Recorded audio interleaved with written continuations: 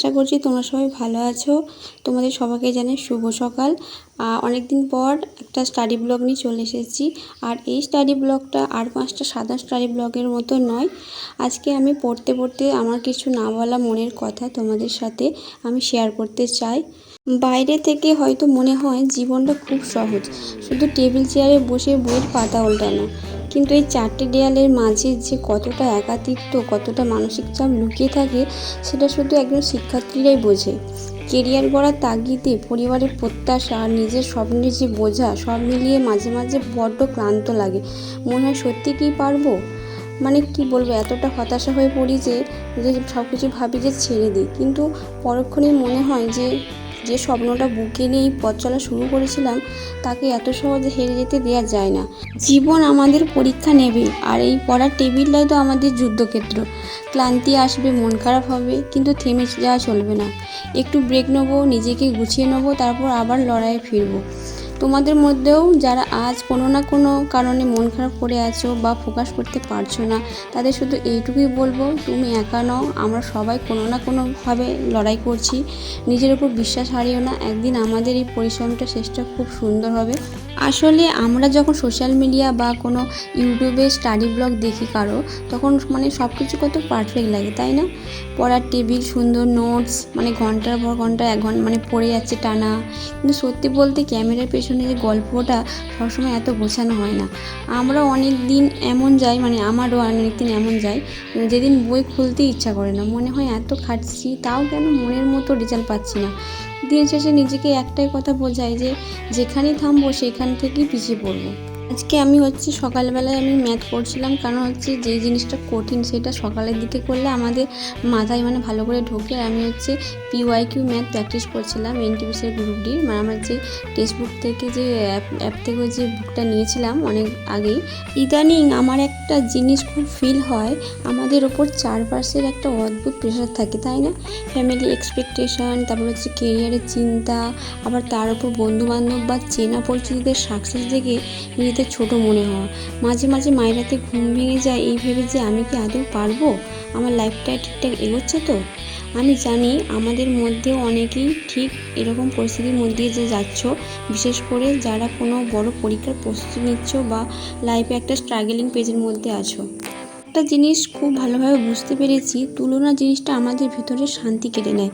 আমরা যখন অন্যের বেস্ট লাইফ দেখে নিজেদের স্ট্রাগলিং লাইফটা তুলনা করি, তখনই আমরা হতাশ হয়ে পড়ি। কিন্তু সত্যিটা হলো প্রত্যেকের লড়াইটা আলাদা, প্রত্যেকের টাইম জোন আলাদা। কেউ 25 বছরে সাকসেস হয়, কেউ আবার 35 বছরে গিয়ে নিজের আসল জায়গাটা খুঁজে পায়। তাই একটু সময় লাগবে, ভেঙে পড়লে হবে না।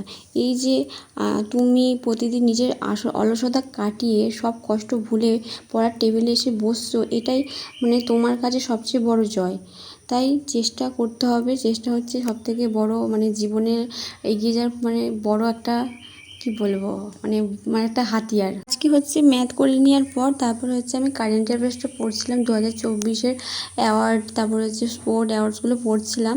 তারপরে দুপুরে স্নান টান করে নিয়ে খাওয়া দাওয়া করে নিয়ে একটু মানে ব্রেক নিয়ে নিয়েছিলাম, ঘুমোচ্ছিলাম। মুখ চোখ দেখে হয়তো বুঝতে পারছো ঘুমোচ্ছিলাম। তারপর ভেবেছিলাম যে রিজনিং করব, তো সেই হিসেবে আর বসে পড়েছিলাম রিজনিং করতে। রিজনিং করতে বসেছি, মানে যে বইটা টেক্সট বুক যে ওখান থেকে নিয়েছিলাম, টেক্সট বুক অ্যাপ থেকে যে বুকটা নিয়েছিলাম, ওই বইটা থেকে রিজনিং করব ঠিক করেছিলাম, অ্যানালজি। তো করতে বসেছিলাম। তো আমাদের এখানে আগের দিনও খুব ঝড় বৃষ্টি হয়েছে, 2-3টের দিকে খুবই ঝড় বৃষ্টি হয়েছে। তো আজকেও মেঘ করে আছে, তো ওই জন্য করছিলাম। তারপর দেখছি খুব মেঘ করেছে, আমি ভাবলাম ঝড় উঠবে। তো বাড়ির একটু কাজ ছিল, সেটা করছিলাম। তখন বাজে 3:30-4টে এরকম হবে, রিজনিংটা করছিলাম। তো তারপর মানে করতে করতে 2-3টে করেছি। তারপরে মানে ঝড় উঠে যাবে ভেবে ওই জন্য বাড়ির কাজ ছিল, সেটা করবো বলে বেরিয়ে পড়েছিলাম। প্রত্যেক দিন যে আমাদের পড়তে বসা নতুন করে আমাদের লড়তে শেখায়। আমি বিশ্বাস করি আমাদের প্রত্যেকের লড়াইটা আলাদা। কোনো দিন হয়তো আমি 10 ঘন্টা পড়ি, আবার কোনো দিন হয়তো 1 ঘন্টাও পড়া হয় না। আর এটাই স্বাভাবিক, কারণ আমরা কোনো রোবট নয়। আমাদেরও মধ্যে ক্লান্তি, তারপর মন খারাপ, এগুলো হতেই থাকে। তবে এই হতাশার মাঝেও একটা জিনিস আমি শিখেছি, থেমে যাওয়া চলবে না। খারাপ লাগাটা স্বাভাবিক, কিন্তু সেই খারাপ লাগাকে অজুহাত বানিয়ে পড়াশোনা বন্ধ করে দিলে ক্ষতিটা আমাদের নিজেরই হবে। তাই যখন খুব বেশি চাপ লাগে আমি বই বন্ধ করে 10 মিনিট চোখ বন্ধ করে থাকি। আমার ডায়েরি লিখতে খুব ভালো লাগে, তো ডায়েরি লিখি। তো ফলাফল যাই হোক না কেন নিজের সেরাটা দিয়ে তো চেষ্টা করি। এই যে বইগুলো সবসময় দেখছি, বসছি বইয়ের কাছে, না পড়তে পারছি তবু বইয়ের কাছে বসে আছি, এটাও একটা একটা অভ্যাস। এই অভ্যাসটা থাকা অবশ্যই জরুরি।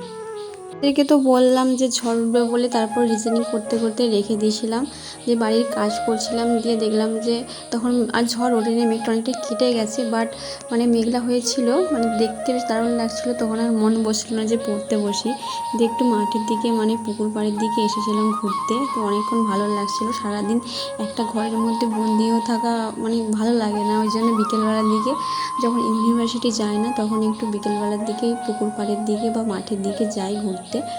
তো সেই মতো বেরিয়ে পড়েছিলাম। দেখতে দেখতে দিনটা শেষ হয়ে এলো। আজকের টার্গেটটা হয়তো শেষ করতে পারিনি, তবে যতটা পেরেছি তাতেই আমি খুশি। নিজের ওপর এইটুকু বিশ্বাস রাখা খুবই দরকার। আজকে কি বলবো, যে যতটুকু পেরেছি করেছি, আবার পরের দিন একটু বেশি করে চেষ্টা করব পড়ার।